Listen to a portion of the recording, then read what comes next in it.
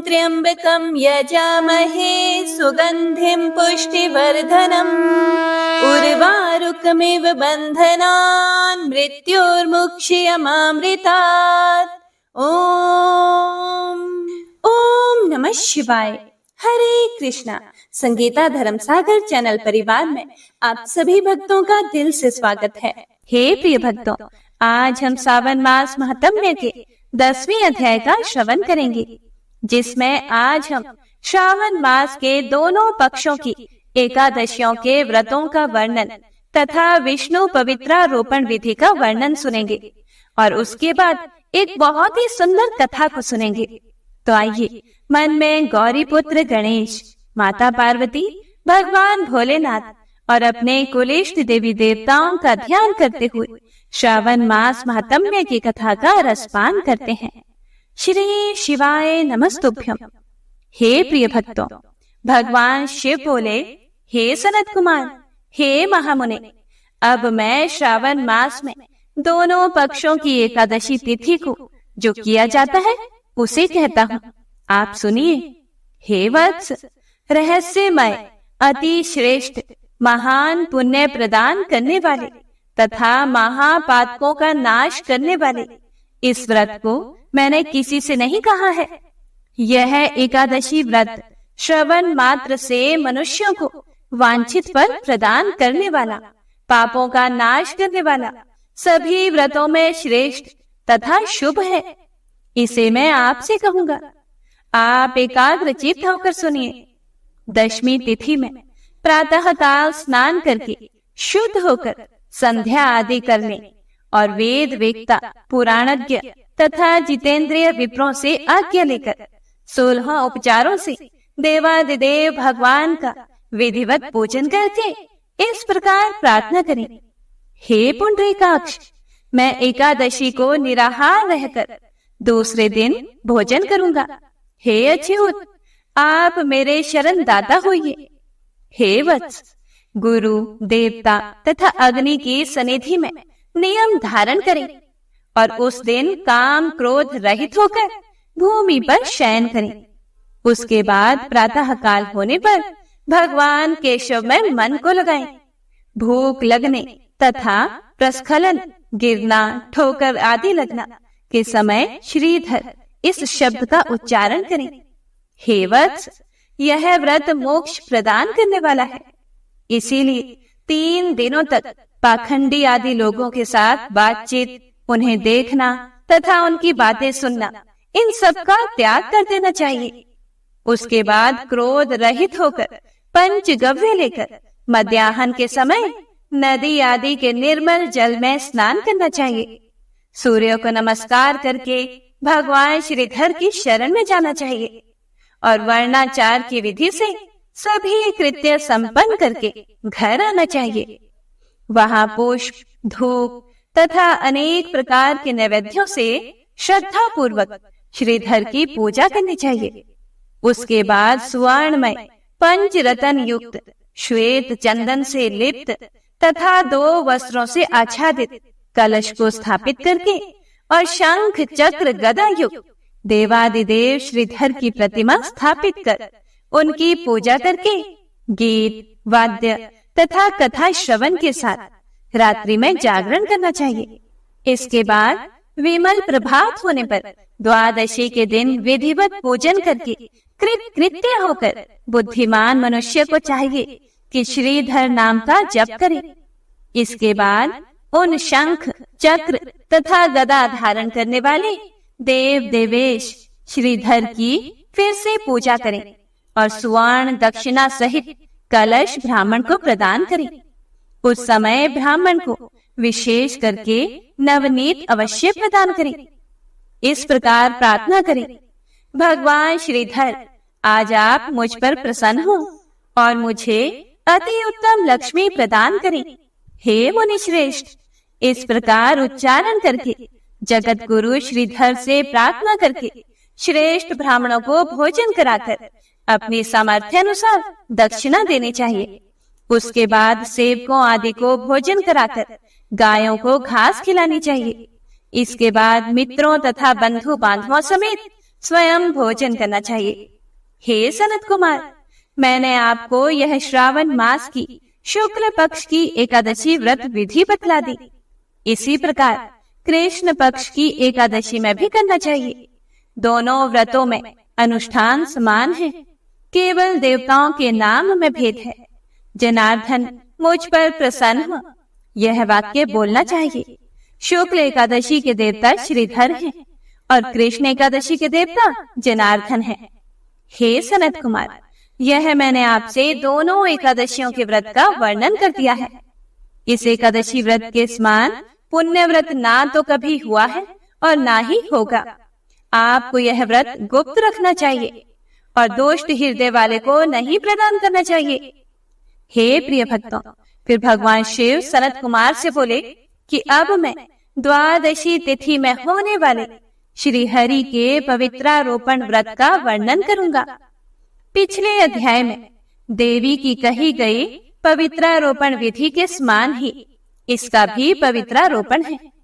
इसमें जो विशेष बात है उसे मैं बताऊंगा, सावधान चित्त होकर सुनिए। हे महामुने, इस व्रत के लिए जो अधिकारी बताया गया है उसे आप सुने। ब्राह्मण, क्षत्रिय, वैश्य, शूद्र तथा स्त्री, इन सभी को अपने धर्म में स्थित होकर भक्ति पूर्वक पवित्रारोपण करना चाहिए। द्विज को इस मंत्र से विष्णु की पूजा करनी चाहिए। अतो देवा अवन्तु नो यतो विष्णुर्विक्रमे पृथ्व्याः सप्त धामभिः। इस मंत्र के साथ विष्णु भगवान की पूजा करें। स्त्रियों तथा शूद्रों के लिए नाम मंत्र है जिसके द्वारा वे विष्णु की पूजा करें।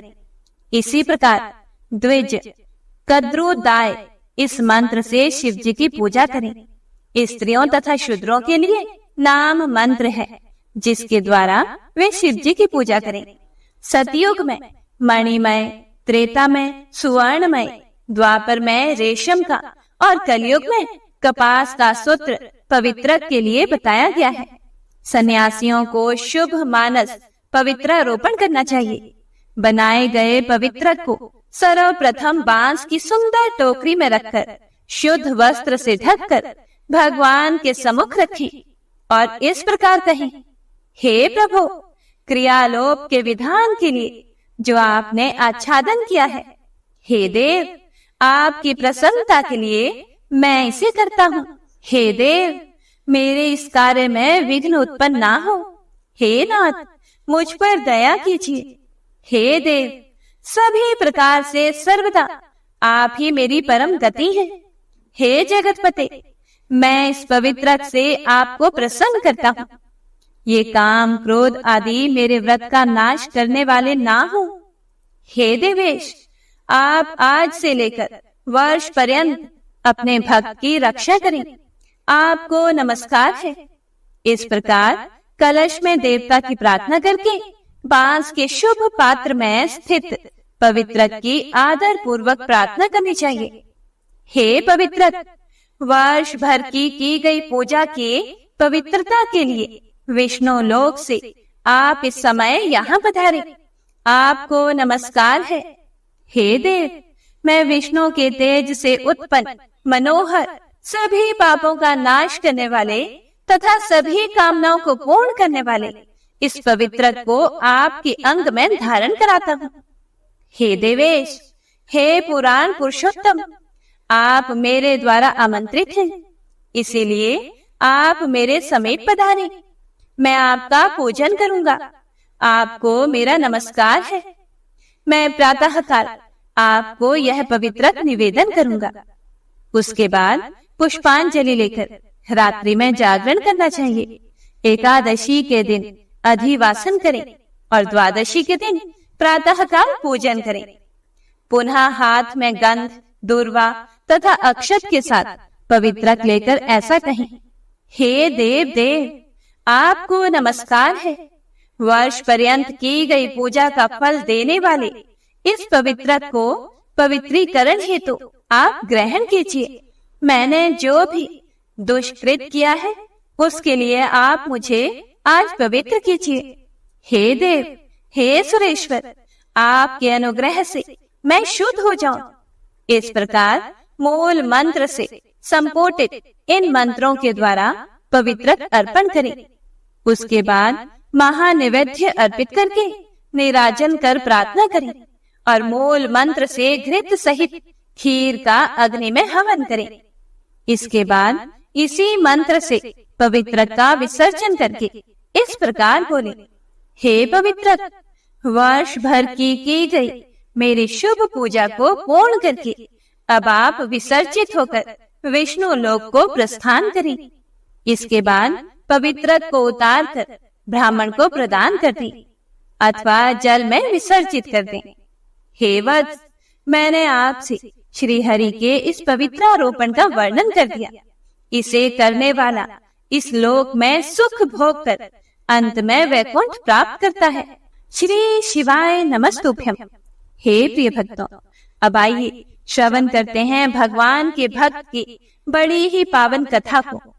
नामदेव जी की एकादशी व्रत के प्रति निष्ठा देखकर एक बार भगवान विठ्ठल के मन में उमंग उठी कि नामदेव जी के एकादशी व्रत की परीक्षा करनी चाहिए।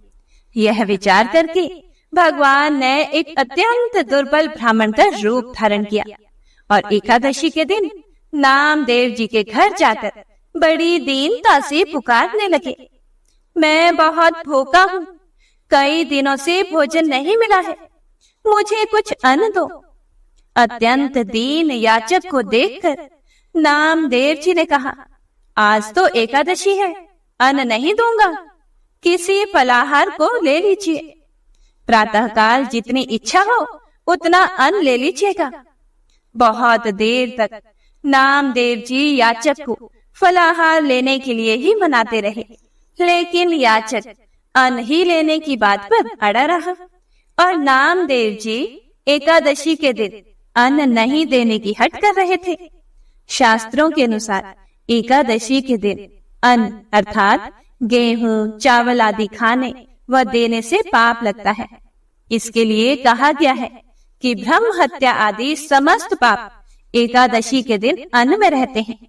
इसीलिए एकादशी के दिन जो अन्न का भोजन करता है वह पाप भोजन करता है। यदि एकादशी का व्रत ना भी कर सके तो इस दिन चावल और उससे बने पदार्थ नहीं खाने चाहिए और ना ही किसी को देने चाहिए। कुछ ही समय में नामदेव जी और याचक की हट की खबर चारों ओर फैल गई। लोग नामदेव जी के घर के बाहर इकट्ठा हो गए। वे नामदेव जी को समझाने लगे कि वे इस दुर्बल भूखे ब्राह्मण पर क्रोध ना करें और इसे खाने के लिए कुछ अन्न दे दें। लेकिन नामदेव जी नहीं माने। दिन का चौथा पहर बीतने पर वह भूखा ब्राह्मण इस प्रकार पैर फैलाकर लेट गया कि मानो वह मर गया हो। गांव के लोग नामदेव जी की एकादशी व्रत के प्रति निष्ठा को नहीं जानते थे, इसीलिए उन्होंने नामदेव जी पर ब्रह्म हत्या का पाप लगाकर समाज से बहिष्कृत कर दिया। लेकिन नामदेव जी इससे भी बिल्कुल भी चिंतित नहीं हुए। एकादशी व्रत के अपने नियम के अनुसार नामदेव जी ने रात्रि भर जागरण और कीर्तन किया। प्रातःकाल होते ही उन्होंने चिता बनाई और उस ब्राह्मण के मृत शरीर को गोद में लेकर चिता पर बैठ गए। लोगों ने जब ऐसा करने से उन्हें मना किया तो उन्होंने कहा कि इस हत्यारे शरीर को ना रखकर प्रायश्चित स्वरूप इसे भस्म कर देना ही उत्तम है। उसी समय भगवान प्रकट हो गए और मुस्कुरा कर कहने लगे, मैंने तो तुम्हारी परीक्षा ली थी, तुम्हारी एकादशी व्रत के प्रति निष्ठा मैंने देख ली। वह मेरे मन को बहुत प्रिय लगी, मुझे उससे बहुत सुख मिला। ऐसा कहकर भगवान अंतर ध्यान हो गए। लोगों ने जब भगवान की यह लीला देखी तो वे नामदेव जी के चरणों में नतमस्तक हो गए और उनके भक्त बन गए। एक बार नामदेव जी के घर एकादशी की रात्रि में कीर्तन व जागरण हो रहा था। कीर्तन में उपस्थित भक्तों को प्यास लगी तो नामदेव जी जल लाने के लिए नदी पर गए, लेकिन रास्ते में एक प्रेत के भय से कोई भी मनुष्य उनके साथ नहीं आया। नामदेव जी को आया देखकर प्रेत ने विकराल रूप धारण कर लिया और अपने साथियों सहित उनके चारों ओर फेरी लगाने लगा। नामदेव जी इससे जरा भी भयभीत नहीं हुए। प्रेत को अपने भगवान का स्वरूप मानकर उन्होंने कमर पर बंधे फेंटी में से झांझ निकाल ली और पद गाने लगे।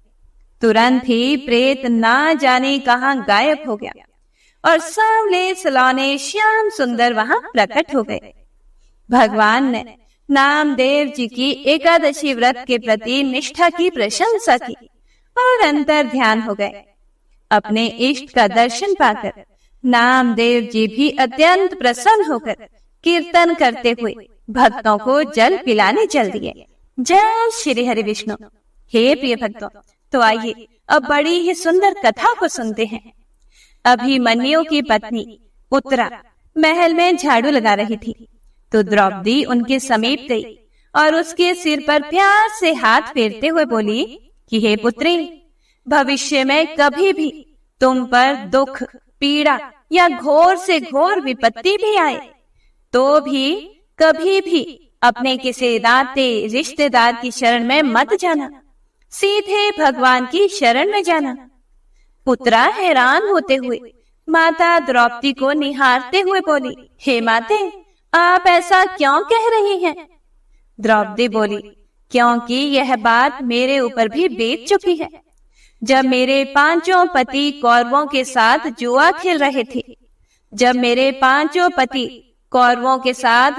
खेल रहे थे, तो अपना सर्वस्व हारने के बाद मुझे भी दांव पर लगाकर हार गए। फिर कौरव पुत्रों ने भरी सभा में मेरा बहुत अपमान किया। मैंने सहायता के लिए अपने पतियों को पुकारा, मगर वो सभी अपना सिर नीचे झुकाए बैठे रहे। पितामह भीष्म, द्रोण, धृतराष्ट्र सभी को मदद के लिए पुकारती रही, मगर किसी ने भी मेरी तरफ नहीं देखा। वह सभी आंखें झुकाए आंसू बहाते रहे। फिर मैंने भगवान श्री द्वारिकाधीश को पुकारा, हे प्रभु, अब आपके सिवाय मेरा कोई भी नहीं है। भगवान तुरंत आए और मेरी रक्षा की। इसीलिए हे पुत्री, जीवन में जब भी संकट आए आप भी उन्हें ही पुकारना। हे प्रिय भक्तों, जब द्रौपदी पर ऐसी विपत्ति आ रही थी तो द्वारिका में श्री कृष्ण बहुत विचलित हो रहे थे, क्योंकि उनकी सबसे प्रिय भक्त पर संकट आन पड़ा था। रुक्मणी उनसे दुखी होने का कारण पूछती है तो वह बताते हैं कि मेरी सबसे बड़ी भक्त को पूरी भरी सभा में नग्न किया जा रहा है। फिर रुक्मणी बोलती है कि आप जाएं प्रभु और उनकी मदद करें। श्री कृष्ण बोले, जब तक द्रौपदी मुझे पुकारेगी नहीं, मैं कैसे जा सकता हूँ? एक बार वो मुझे पुकार ले तो मैं तुरंत उसके पास जाकर उसकी रक्षा करूंगा। हे प्रिय, आपको तो याद होगा, जब पांडवों ने राजसूय यज्ञ करवाया तो शिशुपाल का वध करने के लिए मैंने अपनी उंगली पर चक्र धारण किया तो उससे मेरी उंगली कट गई थी। उस समय मेरी सभी 16,108 पत्नियां वही थी। कोई वैद्य को बुलाने भागी तो कोई औषधि लेने चली गई, मगर उस समय मेरी इस भक्त ने अपनी साड़ी का पल्लू फाड़ा और उसे मेरी उंगली पर बांध दिया। हे प्रिय, आज मुझे उसी का ऋण चुकाना है, लेकिन जब तक वो मुझे पुकारेगी नहीं, मैं नहीं जाऊंगा।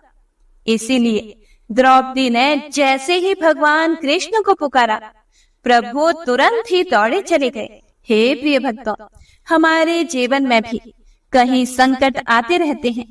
प्रभु स्मरण, उनके प्रति किया सत्कर्म हमारी सहायता के लिए भगवान को विवश कर देता है और तुरंत संकट टल जाता है। तो प्रेम से बोलिए जय श्री कृष्ण। तो आइए अब सुनते हैं शिव चालीसा।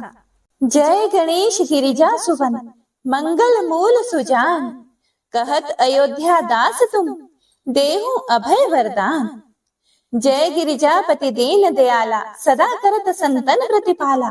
भाल चंद्रमा सोहत नीके, कानन कुंडल नागफनी के। अंग गौर शीर गंग बहाए, मुंड माल तन चार लगाए। वस्त्र खाल बागंबर सोहे, छवि को देखी नागमन मोहे। मैना मातु की हवे दुलारी, बाम अंग सोहत छवि न्यारी। कर त्रिशूल सोहत छवि भारी, करत सदा शत्रुन क्षयकारी। नंदी गणेश सोहे तह जैसे, सागर मध्य कमल है जैसे। कार्तिक श्याम और गण राव, या छवि को कही जात न काओ। देवन जब ही जाए पुकारा, तभी दुख प्रभु आप निवारा। किया उपद्रव तारक भारी, देवन सब मिली तुम ही जुहारी। तुरत षडानन आप पठायो, लव निमेष महामारी गिरायो। आप जलंधर असुर सहारा, सुयश तुम्हार विदित संसारा। त्रिपुरासुर सन युद्ध मचाई, सबही कृपा कर लीन बचाई। किया तप ही भागीरथ भारी, पूरब प्रतिज्ञा तासु पुरारी। दानिन मह तुम सम कोई नाही, सेवक स्तुति करत सदाही। वेद नाम महिमा तब गाई, अकथ अनादि भेद नहीं पाई। प्रकटी उधती मंथन में ज्वाला, जरत सुरासुर भय विहाला। किन्हीं दया तह करी सहाय, नीलकंठ तब नाम कहाई। पूजन रामचंद्र जब किन्हा, जीत के लंका विभीषण दिन्हा। सहस कमल में हो रहे धारी, किन्ह परीक्षा तभी पुरारी। एक कमल प्रभु राखे जोई, कमल नयन पूजन जहाँ सोई। कठिन भक्ति देखी प्रभु शंकर, भय प्रसन्न दिए इच्छित वर। जय जय जय अनंत अविनाशी, करत कृपा सबके घटवासी। दुष्ट सकल नित मोहि सतावे, भ्रमत रहूं मोहि चैन न आवे। त्राहि त्राहि मैं नाथ पुकारो, यही अवसर मोहि आन उबारो। लई त्रिशूल शत्रुन को मारो, संकट से मोहि आन उबारो। मात पिता भ्राता सब होई, संकट में पूछत नहीं कोई। स्वामी एक है आस तुम्हारी, आए हरहु मम संकट भारी। धन निर्धन को देत सदाही, जो कोई जांचे सो फल पाही। अस्तुति के ही विधि करें तुम्हारी, क्षमो नाथ अब चूक हमारी। शंकर हो संकट के नाशन, मंगल कारण विघ्न विनाशन।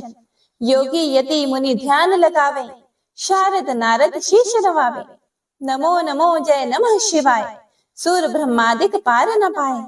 जो यह पाठ करे मन लाए, तापर होत है शंभु सहाय। ऋणिया जो कोई हो अधिकारी, पाठ करे सो पावन हारी। पुत्रहीन कर इच्छा जोई, निश्चय शिव प्रसाद ते ही होई। पंडित त्रयोदशी को लावे, ध्यान पूर्वक होम करावे। त्रयोदशी व्रत करे हमेशा, ताके तन नहीं रहे कलेशा। धूप दीप नैवेद्य चढ़ावे, शंकर सम्मुख पाठ सुनावे। जन्म जन्म के पाप नसावे, अंत धाम शिवपुर में पावे। कहे अयोध्या दास आस तुम्हारी, जानी सकल दुख हरहु हमारी। नित नेम कर प्रातः ही, पाठ करो चालीसा। तुम मेरी मनोकामना, पूर्ण करो जगदीश। मगसर छठी हेमंत ऋतु, संवत 64 जान। अस्तुति चालीसा, शिव ही पूर्ण कील कल्याण। ओम नमः शिवाय।